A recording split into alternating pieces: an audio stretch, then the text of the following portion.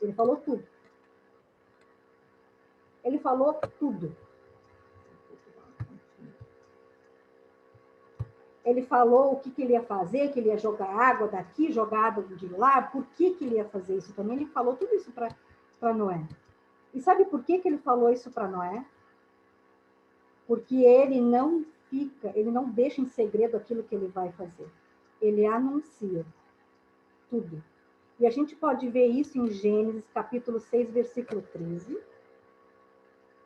que diz: Deus disse a Noé: darei fim a todos os seres humanos, porque a terra encheu-se de violência por causa deles. Eu os destruirei com a terra. E o 17 do mesmo capítulo: eis que vou trazer água sobre a terra, o dilúvio, para destruir debaixo do céu toda criatura que tem fôlego de vida. Tudo o que há na terra perecerá. Vamos abrir em Amós. Esse verso é poderoso. Amós capítulo 3, e o versículo é o 7. Guardem no coração de vocês esse versículo, irmãos. Certamente o Senhor, o soberano, não faz coisa alguma sem revelar o seu plano aos seus servos, os profetas. Ele não guarda segredo, irmãos. Ele não guarda. Vamos também abrir em Salmos 25. Esse é um dos meus preferidos. Salmos 25, versículo 14. O Senhor confia os seus segredos aos que o temem e os leva a conhecer a sua aliança. O nosso Pai tem segredos? Sim, ele tem. Ele tem segredos, mas ele revela àqueles que o temem. E eu declaro nesta sala aqui que o Senhor revela os seus segredos. Cada uma que está aqui nessa sala reconhece, escuta e obedece aquilo que o Senhor tem anunciado, porque são aquelas que temem ao Senhor. E ele não esconde nada, nada, absolutamente nada das mulheres que estão aqui. Amém, queridas? Vejam, minhas irmãs, o Senhor avisa o que está por fazer. Ele avisa. Ele tem dito o que aos corações de vocês? O que ele tem anunciado nos seus corações? Ele tem anunciado tudo que ele vai fazer, não tem anunciado? Eu sinto muito fortemente no meu coração que ele está dando tudo, palavra por palavra, para cada uma de vocês que está nessa sala. E ele vai anunciar tudo. Porque isso é um princípio estabelecido por ele, viu, meus irmãos? E o nosso Pai, ele não quebra princípios. Ele vai, sim, anunciar aquelas que estão mais achegadas a ele. Aquelas que gastam tempo com ele. Aquelas que escolhem a melhor parte. Cada uma desta sala escolhe a melhor parte. Então, eu pergunto novamente. O que ele tem dito aos seus corações? Escrevam. Porque ele está falando. Escrevam. Ele está falando. Deus achou graça em Noé, minhas queridas, assim como ele achou graça em cada uma de nós que estamos aqui. Noé, ele tinha temor. Ele tinha. Ainda que Noé morasse junto daqueles que não conheciam a Deus, que faziam aquelas coisas terríveis que nós sabemos o que é, não é? Mas Noé não se misturou. Noé convivia junto, dava bom testemunho, mas ele não fazia a mesma coisa que eles. Noé não ofendia a santidade de Deus. E ele criou seus filhos com honra e sem serem contaminados pelas coisas daquele tempo. Então, Deus convidou este homem para ser participante da sua obra. Uau, que tremendo! E ele está convidando cada uma de vocês para serem participantes da sua obra. Eu não tenho dúvida nenhuma no meu coração que cada uma das mulheres que aqui estão nessa sala tem algo muito poderoso da parte de Deus para desenvolver. E ele vai cumprir. com tudo aquilo que ele mesmo colocou no coração de vocês. Então, seus sonhos têm que sair do coração de vocês e virarem projetos. O Senhor está me falando hoje muito, muito fortemente sobre projetos, sobre esperar, porque Ele vai realizar projetos. Então, minhas irmãs, o nosso Pai estabeleceu uma redenção, não foi? Vou destruir todos os seres humanos, tudo, vou separar só vocês. Isso foi um plano de redenção. Uma reconstrução. Foi uma reconstrução que ele fez ali. E ele convida cada uma de nós para participar disso, dessa redenção. Cada uma de vocês é Noé. Cada uma de vocês tem que construir uma arca. Obedecer tudo que ele tem dito. Porque cada uma de vocês, e eu me incluo nisso, tem pessoas que irão aproveitar, que serão salvas a partir desta arca que estamos construindo. Amém, minhas irmãs? Aleluia. Nosso Pai convidou, e Ele convida todos os dias, para que a gente venha construir essa arca. Nós somos mulheres ativas, e nós, sim, escutamos aquilo que Ele tem dito. Amém? Olha que coisa mais deliciosa, deliciosa. Toda a redenção, minhas queridas, toda a redenção, a obra de redenção que o Senhor faz, é uma reconstrução. É uma reconstrução e tem um tempo para isso ser aprontado. Tem um tempo para isso ser estabelecido. Não é mesmo? Não é de um dia para o outro. Não é, ficou 100 anos. Quantos anos a gente está construindo a nossa arca? Há um tempo de espera para ver o resultado final. Então, minhas irmãs, a espera determina o quanto somos obedientes ao Senhor. O quanto nós temos obedecido na íntegra o que Ele tem dito. O quanto dependemos do nosso Senhor, porque obediência é dependência. Nada nem disso. Só um pouquinho que mais anotações fogem aqui um pouco. O tempo de espera mostra para nós mesmas o quanto ainda nos movemos pelas expectativas que nós mesmos geramos sobre tudo. É isso mesmo. Exatamente. A expectativa em outra coisa a não ser o que o nosso Senhor faz. E isso faz o quê? Que a gente fique ansiosa, ou depressiva, ou apressada, ou vulnerável. Vulnerável, sim, exatamente. A expectativa também me torna vulnerável, porque eu posso cair. É verdade. Por isso a importância da espera. A espera serve para alinhar os nossos corações com o que está sendo realizado. É isso também o que significa espera. Mas, minhas irmãs queridas, o nosso Pai não nos obriga a esperar. Não, Ele não nos obriga. Aliás, Ele não nos obriga a nada, não é verdade? Ele é um doce, Ele é um querido, Ele quer que a gente, que a decisão seja nossa. Não é verdade? Ele quer que cada uma de nós tenha no nosso coração o desejo de agradá-lo. Que o nosso desejo seja voltado para Ele, obedecendo o tempo de espera. E quando nós nos rendemos inteiramente para Deus, nós vamos acalmando o nosso coração, não é mesmo? E passamos a entender sobre a espera. Quando nossos olhos estão voltados para o nosso Pai, tudo fica tranquilo, fica calmo. Aquela agitação para. Aleluia. E Noé, minhas queridas, ele entrou na arca quando ele tinha 600 anos. 600. Ele esperou 100 anos. Ele entrou com 600 anos. E ele saiu de lá da arca, minhas irmãs, apenas quando Deus disse para ele sair. Ele não saiu antes. Ele escutou. O ouvido dele estava sensível. Vamos abrir lá em Gênesis, capítulo 8.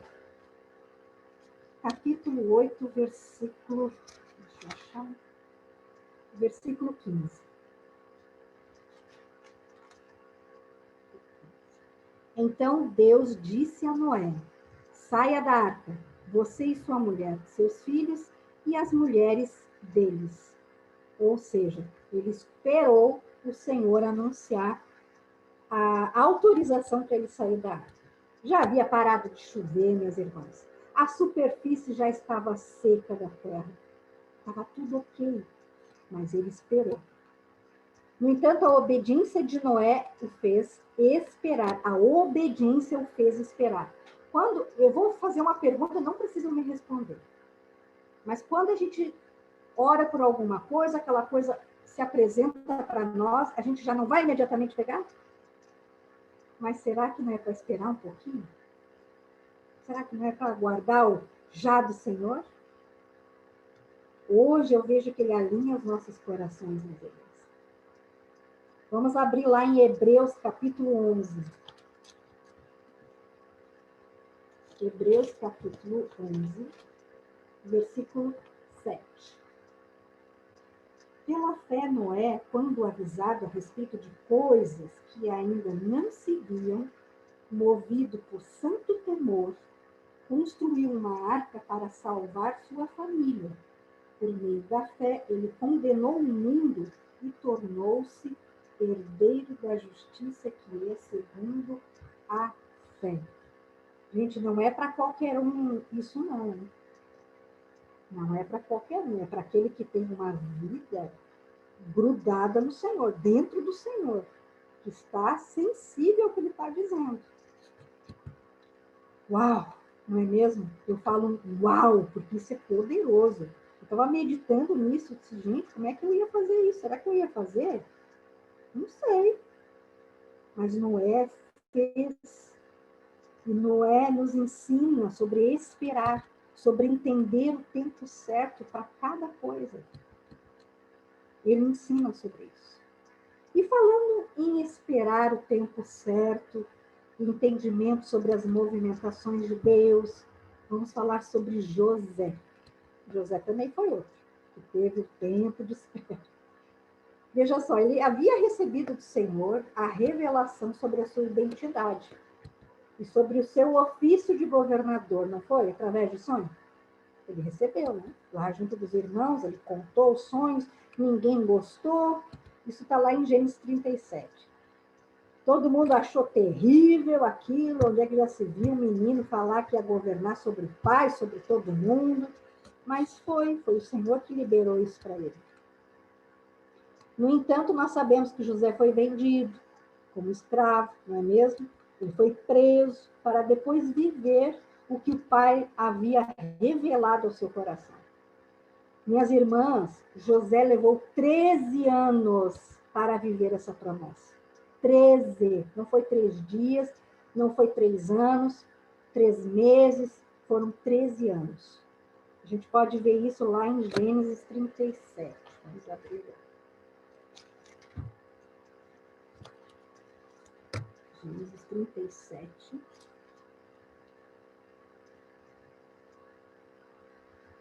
Trinta e sete, 2 primeiro. Quando José tinha 17 anos, só para ver a idade e o tempo que levou, tá? Pastoreava os rebanhos com seus irmãos, ajudava os filhos de Bila e os filhos de Zilpa, mulher de seu pai, e contava ao pai a má fama deles, ou seja, ele era bem fofoqueiro, né? Olha, José, tinha que ser moldado. E aí a gente pode ver, deixa eu ver, em Gênesis 41, e o versículo 46, que diz assim: José tinha 30 anos de idade quando começou a servir ao faraó, rei do Egito, ou seja, 13 anos. Ele ficou sendo moldado, alinhado, né? Tirou a fofoca, fechou mais a boca, abriu mais os ouvidos. Esse é o processo, né? É preciso esperar. Mas eu digo uma coisa para vocês. Se Deus houvesse dito para José o que ia acontecer, será que ele ia esperar? Será que ele ia aceitar isso? Não.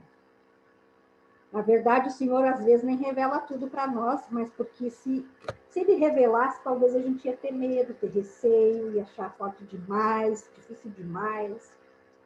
Esses tempos eu disse assim para o meu marido, meu bem, eu não estou conseguindo enxergar nada, não estou conseguindo ver, mas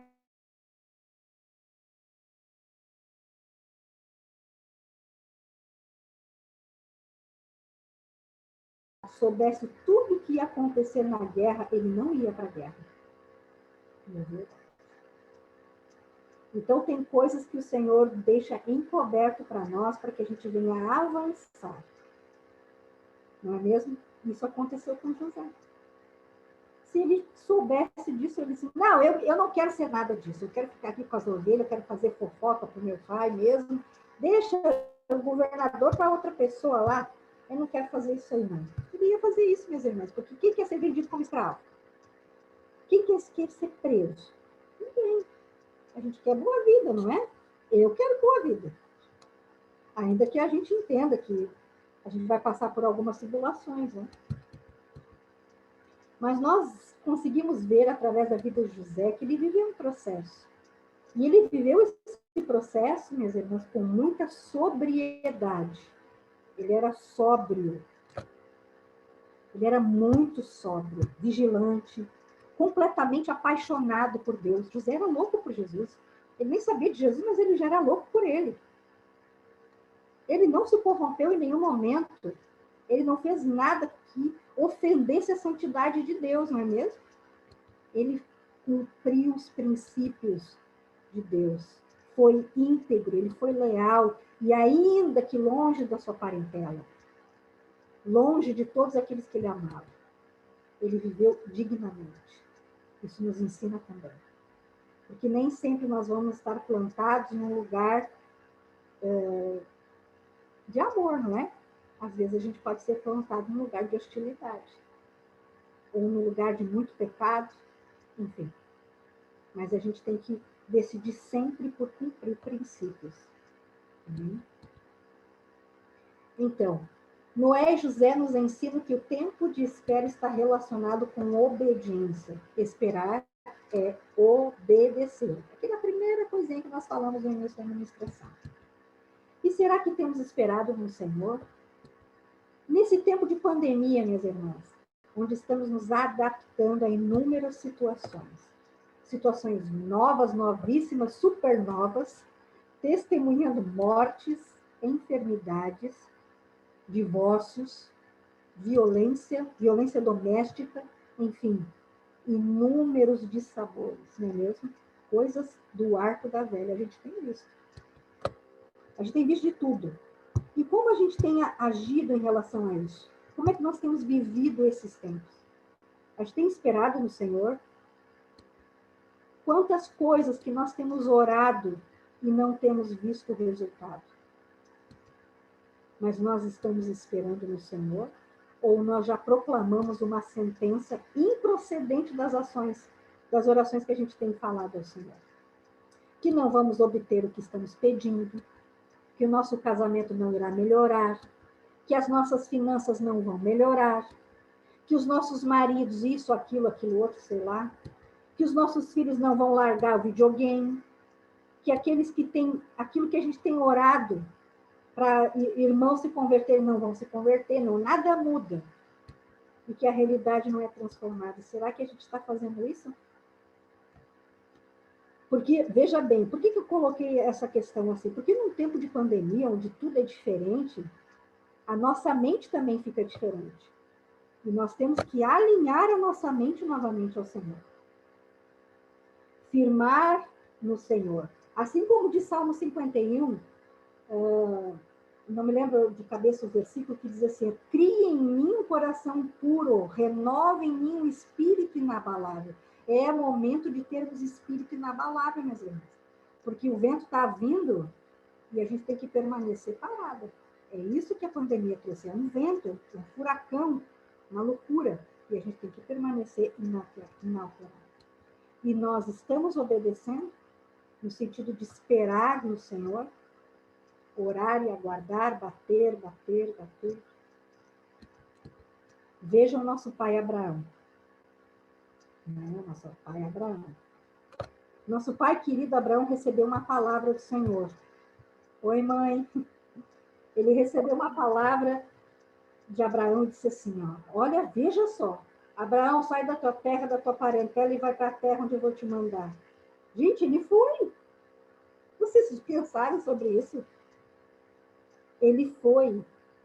Ele não pensou que era da cabeça dele, ele não pensou que era sei lá o quê, ele foi.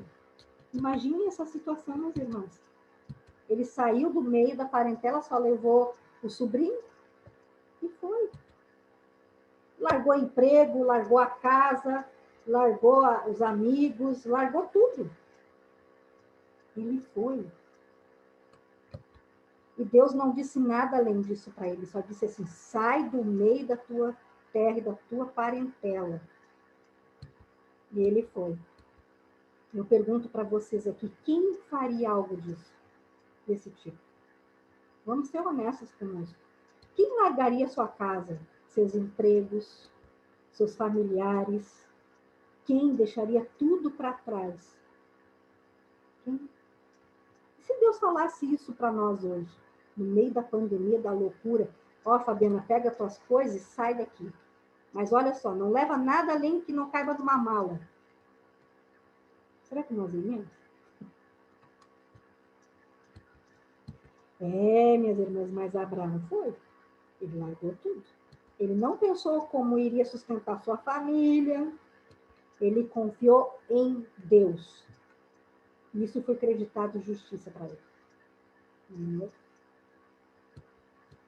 Esperar, minhas irmãs, é o mesmo que confiar. Primeiro foi obedecer, agora é confiar. Significa que a nossa confiança está em Deus. Esperar em Deus significa confiar nele. Confiar que o nosso Pai ele tem o melhor resultado para as nossas vidas. Esperar em Deus é entender que nós pertencemos a Ele. Nós somos dele. E nada do que falamos, do que pensamos ou do que agimos pode mudar o curso de nossas vidas. Nada, absolutamente nada. Meus irmãos, nada. Apenas o nosso Pai transforma as coisas. Ele é autor da vida e ele pode nos recolher a qualquer instante. Ele pode tudo. E a última palavra vem dele. E ele está dizendo para nós, aumentem a sua fé. Aumentem a sua fé. Creiam em mim. Esperem em mim. Minhas queridas irmãs, os nossos olhos possuem diversas lentes, não é? As nossas dores, as nossas expectativas, não é? As mentiras que vamos acreditando no decorrer das nossas vidas. Que a gente vai acreditando nas mentiras aí para o Senhor nos limpar, não é mesmo? É isso que são lentes que nós temos, né?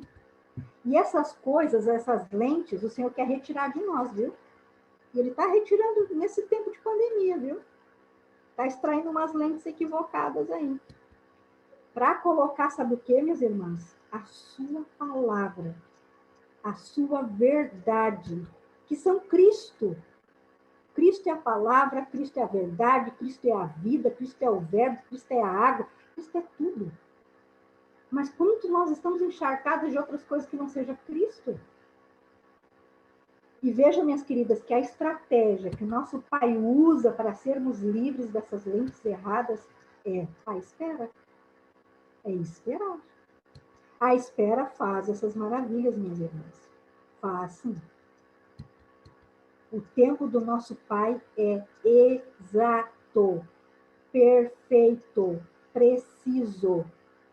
E todas as coisas acontecem no tempo certo e determinado. Sim. Ainda que leve anos para algo romper. Ainda que a gente até pense, não, o Pai esqueceu de mim. Ainda assim é tempo certo e determinado, porque ele é assim. Ele faz no tempo certo. Vamos lembrar de Isaac. Quanto tempo ele orou pela mulher dele para gerar? Ele orou por ela 20 anos. Lembram disso? Ela era estéril. Ele orou pela esposa dele 20 anos para abrir a madre da sua esposa. Este foi o tempo necessário para aquele ventre ser preparado para receber Jacó, que foi o patriarca das 12 tribos de Israel.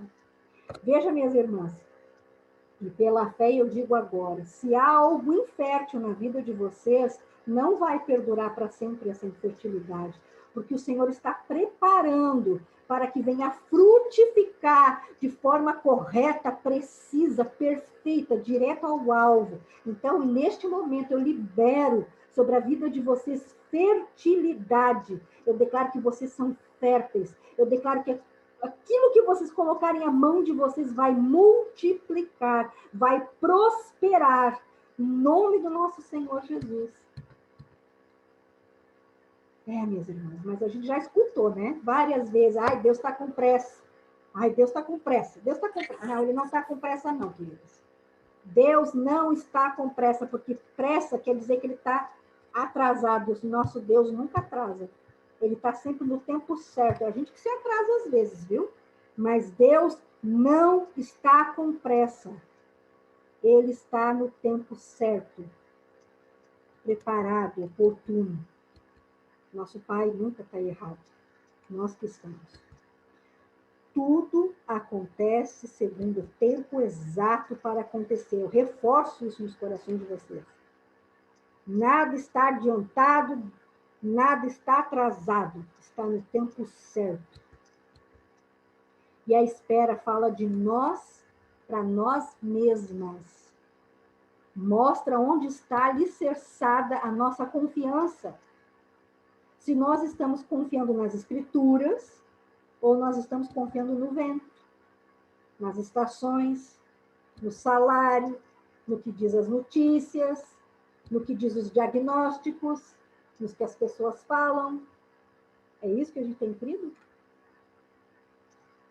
Não. Nós nos movemos pelo aquilo que o nosso Senhor diz. Ponto. Ah, mas está com câncer. Vai receber cura. Porque quem determina o que sai da nossa boca não sai palavras de vida? Antes de começar a reunião, Rubi falou que ela foi curada de uma coisa arada, e entre elas era câncer. Mas então, a gente tem crido nos diagnósticos? Não! A gente tem crido no que o Pai diz. Se o Pai diz que nós temos vida e vida abundante, é isso que nós vamos viver. Amém? É isso, ponto. Para cada filho, cada filha, há uma forma de seguir, uma forma única de seguir o caminho. Há um jeito determinado, há um tempo certo. Noé aguardou pouco mais de 1 ano para sair da arca, não é? Mas ele levou 100 anos construindo. Olha que... Nesses 100 anos de espera, o Senhor refinou o caráter de Noé, não é mesmo? Ele está refinando o nosso caráter, não está? Agora eu vou dizer uma coisa para vocês, meus irmãos. Se eu não largar a corda, se eu oferecer resistência, esse tempo vai demorar mais. Viu? A gente tem que... Começou a doer, solta. Começou a doer, solta. Porque quando dói é luta. E luta é nós contra nós mesmos, tá? É isso aí. É quando a gente não quer abrir mão de alguma coisa. E eu não digo isso porque a gente faz de forma consciente. A gente não faz isso de forma consciente. A gente faz sem pensar, sem analisar. Mas eu convido a vocês a verem, quando começar a doer, refletir. Onde é que eu estou oferecendo resistência? Eu não quero mais oferecer resistência. Minhas irmãs, a pandemia veio para que a gente entendesse um ponto, que a vida é assim.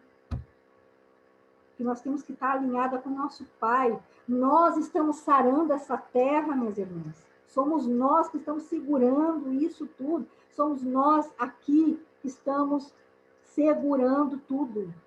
Não porque somos especiais. Não, nada disso. É por causa nossa que isso tudo está acontecendo. Ele está nos refinando. Amém? Uau! Será que a gente está permitindo? Será que a gente está oferecendo resistência? Não sei, às vezes eu penso assim, meu Deus, como eu sou resistente. E sou. Eu gostaria de não ser, minhas irmãs. Eu gostaria que ele fizesse tudo, já tivesse tudo pronto. Mas tem algumas áreas que eu ainda sou um pouco dura. E eu preciso de mais do Espírito Santo para me amolecer. Sabe quando o ferro está sendo moldado, que tem que ser no fogo e pá, pá, batendo? É assim. Mas será que ele precisa bater tanto em nós para que a gente seja transformado? Olha, minhas irmãs, Abraão, nosso querido pai da fé, quando ele chegou em Negueb, ele viu que tinha uma fome terrível.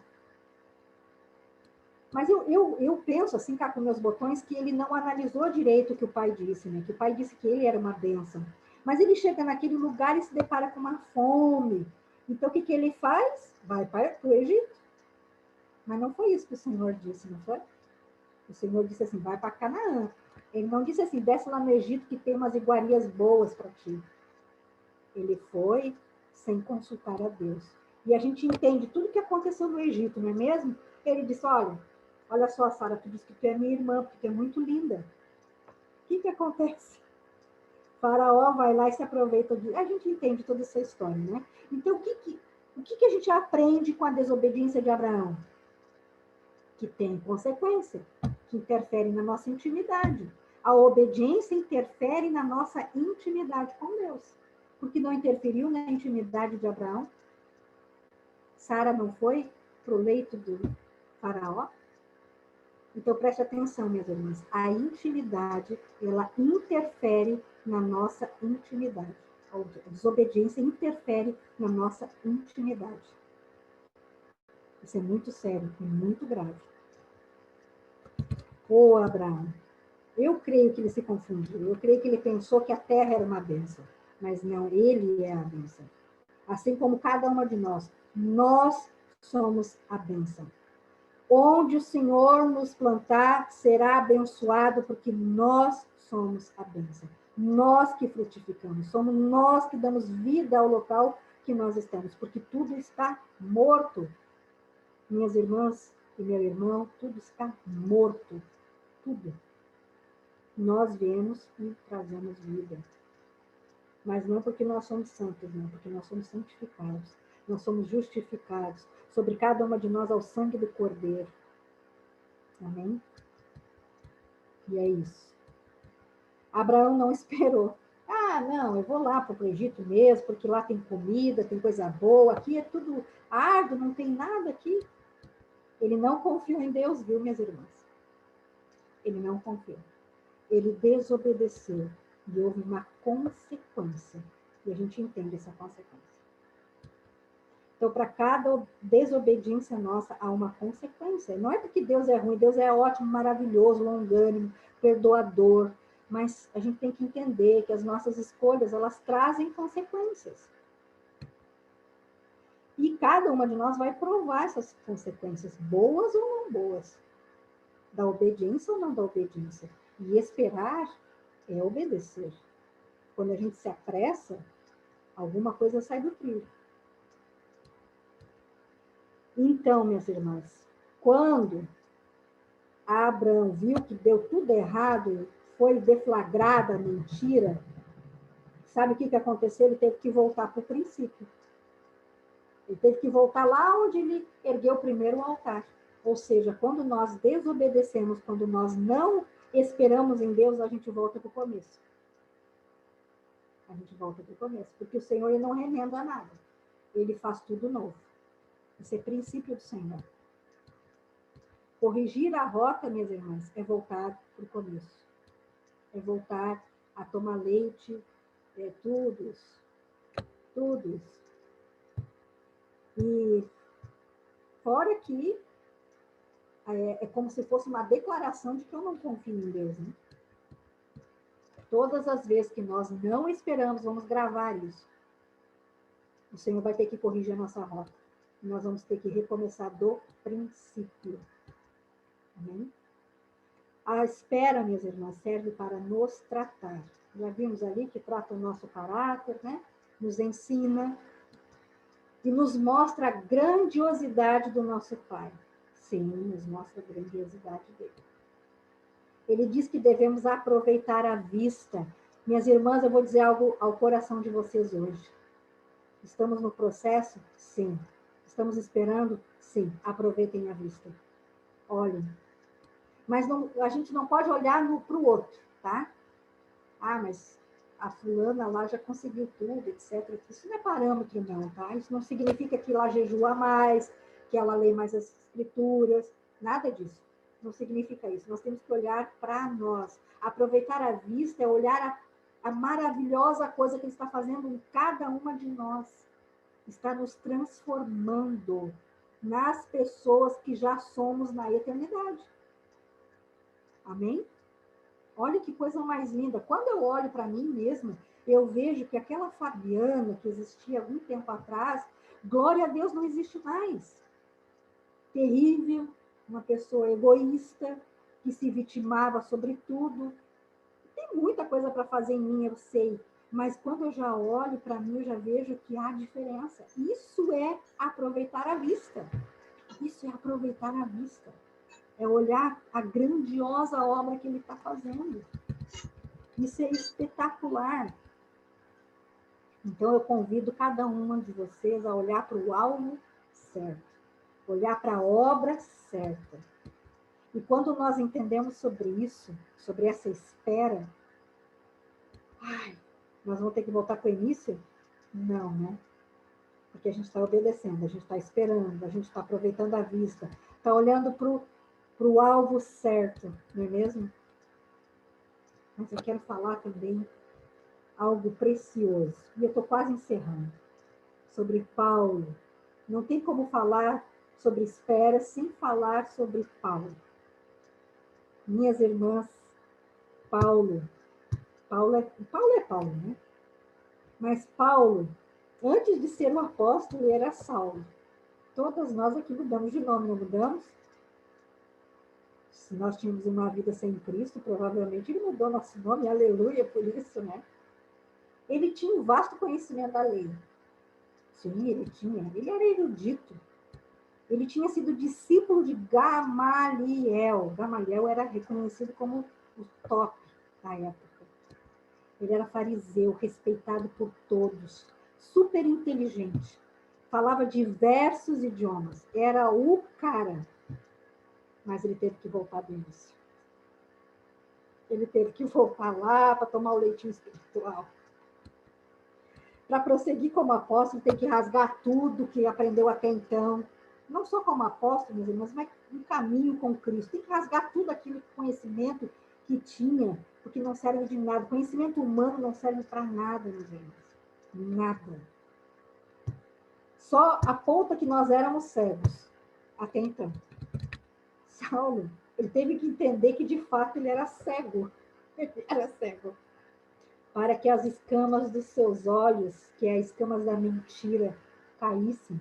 E é assim como nós, quando a gente conhece Jesus de verdade, quando a gente tem um encontro bombástico com Jesus, ele nos mostra para nós mesmos que nós estávamos cegas. Ele tem que arrancar as escamas dos nossos olhos. E isso é esperar também. Paulo esperou. Paulo esperou em Deus. Olha que tremendo. E Saulo corrigiu a rota dele, entrou num ciclo redentivo do Senhor, e ele permaneceu por 3 anos entre Arábia e Damasco. 3 anos. A gente vê em Atos isso. E após 14 anos, minhas irmãs, Paulo foi aceito pelos apóstolos. 14 anos. Isso é tempo, hein? Isso é muito tempo. Vamos ver lá em Gálatas, por favor, minhas irmãs. Gálatas, capítulo 2, e o versículo 8 e 9. Pois Deus, que operou por meio de Pedro como apóstolo aos circuncisos, também operou por meu intermédio para com os gentios. Reconhecendo a graça que me fora concedida, Tiago, Pedro e João, tidos como colunas, estenderam a mão direita a mim e a Barnabé em sinal de comunhão. Eles concordaram em que devíamos nos dirigir aos gentios e eles aos circuncisos. Amém, queridos? Isso demorou 14 anos para ser reconhecido. É tempo de espera, hein? Então, todos os filhos, uma hora ou outra, corrigem a sua rota. Não é só para Saulo, não é só para Abraão, não é só para. Não, todos os filhos, uma hora ou outra, têm que corrigir a rota. Tem que. E entra num ciclo redentivo, onde nós temos que aprender, sim, a esperar. Minhas irmãs, a espera significa sabedoria. É o terceiro ponto da espera. Sabedoria. E quem espera é sábio. Paulo nos ensina sobre a sabedoria. Paulo foi muito sábio, não foi, meus irmãos? Ele largou a inteligência de lado porque ele decidiu ser sábio. E ele levou 14 anos. Meu Deus, gente, ele levou 14 anos. Isso é muito tremendo. Vamos abrir lá, minhas irmãs, em 2 Coríntios, por favor. 2 Coríntios, capítulo 12. Versículos de 2 a 4. Conheço um homem em Cristo que há 14 anos foi arrebatado ao terceiro céu. Se foi no corpo ou fora do corpo, não sei, Deus o sabe. E sei que esse homem, se no corpo ou fora do corpo, não sei, mas Deus o sabe, foi arrebatado ao paraíso e ouviu coisas indizíveis. Coisas que ao homem não é permitido falar. Ou seja, ele foi discipulado pelo próprio Jesus. Uau, que tremendo! Sabe por que isso aconteceu, meus irmãos? Porque ele se entregou mesmo, ele decidiu abandonar o conhecimento humano que ele tinha, ele decidiu se submeter, ele decidiu esperar.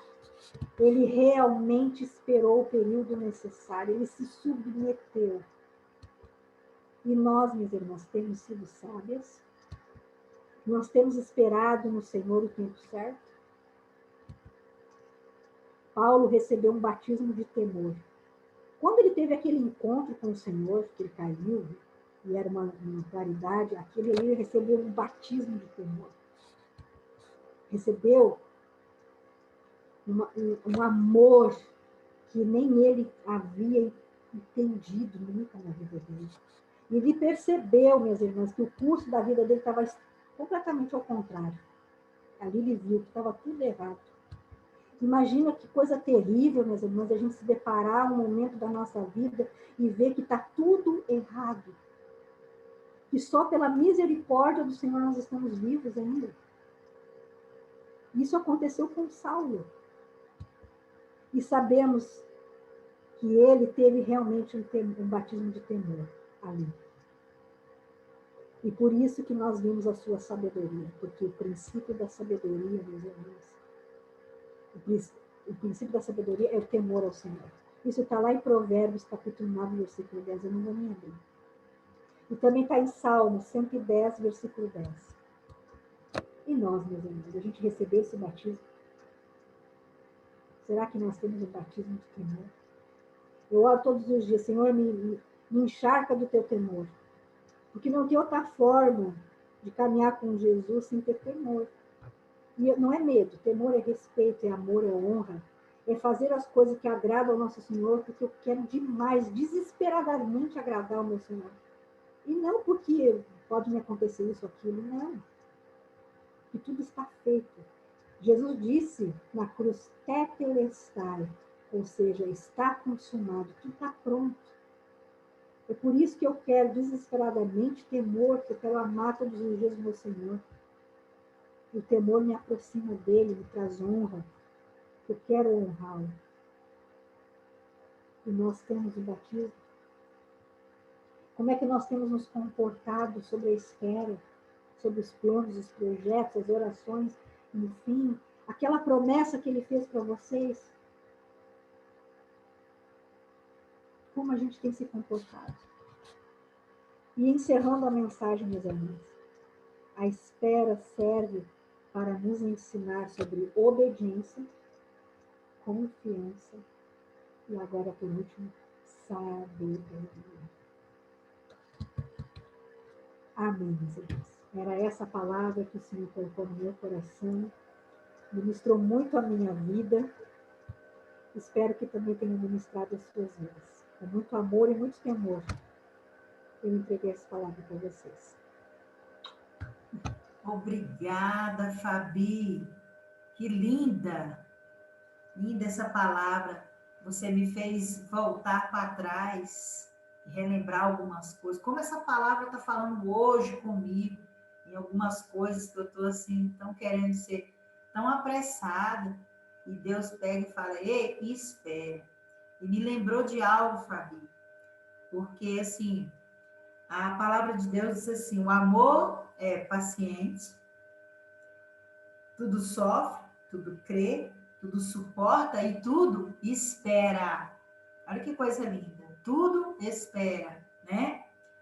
Então, assim, eu lembrei do meu testemunho, quando eu conheci o Senhor Jesus, o meu esposo era um beberrão, meu esposo era um alcoólatra. Meu esposo era um homem muito especial, nunca deixou faltar nada para nós, um homem assim, dedicado extremamente no trabalho, mas o meu esposo bebia e bebia muito, mas meu esposo tinha uma ferida na alma, né? E, e eu comecei a buscar o Senhor, e a princípio, quando você começa a buscar o Senhor, pelo menos para mim foi assim, eu já queria logo a minha família junto, né, e tá, já queria logo, mas, e eu fiquei ali, nossa, mas a minha família tem que vir, aquela coisa e tal, e meu esposo, cada vez mais que eu orava, que eu buscava, meu esposo se atolava na bebida, e eu ficava assim, triste com aquilo, mas assim, como você disse, todo o processo de espera tem um trabalhar, né? Então, eu caí na besteira, né, de conversar com Deus, assim, nossa, mas está demorando, porque foi anos, né, e esse homem desse jeito, e Deus disse assim para mim, antes de você receber sua bênção, você não está vendo o estado desse homem? Quanto mais passa, mais bebe e tal. E aí Deus trabalhou no meu coração assim, você que precisa mudar. E eu levei um susto, porque, como assim? Eu estou na igreja, estou lendo a Bíblia, né? E tal, e disse, não, você precisa mudar, você tem muitas coisas que você precisa mudar. Eu preciso moldar você para você receber a bênção. E eu questionava Deus, assim, tipo assim, pai, o Senhor fez na vida de Saulo, faz na vida do meu esposo, eu não aguento ver ele beber desse jeito, né? Meu esposo era um homem tímido e ele bebia para poder sentir-se alegre. E eu fui me moldando, eu fui vendo a maneira que eu tratava, eu fui vendo as qualidades, eu fui mergulhando, eu fui me lapidando. E cada vez que eu me lapidava, eu via dentro do coração do meu esposo, a ponto de ver quantas feridas que tinha lá dentro daquele lugar. E por isso que ele bebia. E eu esperando no Senhor e aquietei meu coração. Aquietei o meu coração. E quando eu menos espero, sabe aquele dia? Porque assim, não adianta a gente trabalhar para Deus. Eu ia para a igreja e pensava assim, meu marido é calorento. E um dia ele falou, aquela igreja é calorenta. E ele disse assim, então ele tem que sentar num lugar onde o vento bate. Né? E como é que vai ser? Eu vou convidar ele vai, vamos? Ele, não quero ir, não. Ele dizia, vai você, que você tem fé, não é lugar para mim, não. Tipo assim, eu sou impuro de chegar naquele lugar. Então, às vezes, a gente pensa que Deus vai trabalhar de um jeito e o Senhor trabalha de outro, não é da nossa maneira. Ele foi lá na igreja? Não, ele não foi na igreja. Não foi lá que ele teve um encontro real com Deus. Não foi lá. Foi em um acampamento de homens que ele decidiu ir sem conhecer a Bíblia, sem conhecer os irmãos. E lá ele teve um encontro tão real que esse encontro era feito em fazendas, bem longe, distante de cidade. E ele acordou no sábado, não, na sexta-feira de madrugada, ele dormiu e acordou. Vocês acreditam? É da maneira do Senhor que ele recebeu o dom de visão e ele começou a ver dentro do quarto uma coisa ruim, estranha dentro do quarto, indo para o rumo dele, indo para o rumo dos homens, sufocando ele. E depois, uma paz entrou ali dentro, que foi Jesus, e foi até aí. E depois, passou-se um filme na cabeça dele, de tudo que ele fez, de como ele estava. E daquele filme, ele teve um encontro com Deus. E aquele homem já tem 23 anos isso, nunca retrocedeu. E aquele homem, quando ele voltou outro homem. E Deus separou os amigos e família, e todos, por 3 meses. Em 3 meses, o meu esposo ficou lendo a Bíblia toda, lendo. E quando ele terminou de ler, porque quando ele saiu desse encontro, um irmão disse para ele assim: você vai passar por 3 provas. E ele lá sabia o que era prova. Mas fica firme no Senhor. Quando ele chegou, a primeira prova foi: meu esposo gosta de tomar café perto do trabalho. E ele foi tomar um café e chegou uma mulher toda perfumada. Uma mulher assim, quase nua. E quando meu esposo disse assim: é o de sempre, meu pingado com pão com manteiga. A mulher disse: eu quero o mesmo dele. Ele escutou ela sussurrar perto do ouvido dele: eu quero o mesmo dele. E quando ele viu aquilo, ele se assustou e ele lembrou. E ele disse: epa, estou em perigo.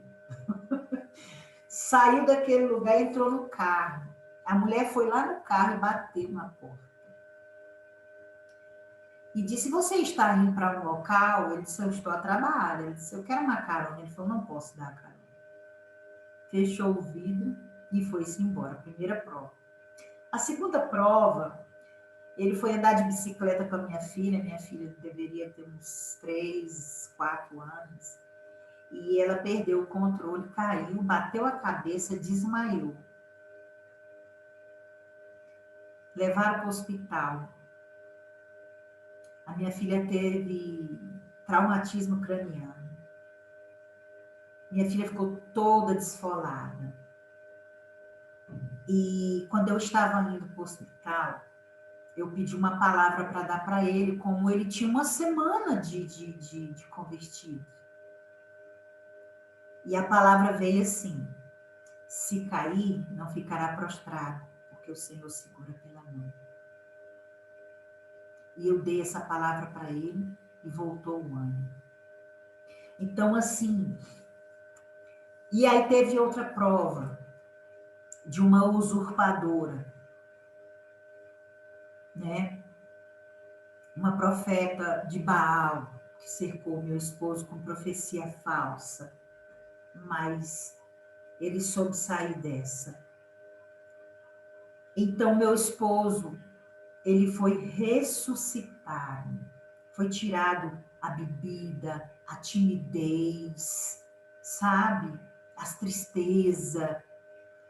E meu marido hoje é um homem alegre, meu marido hoje fala em público, hoje meu marido, hoje, pela minha espera, o meu esposo, ele é um pastor.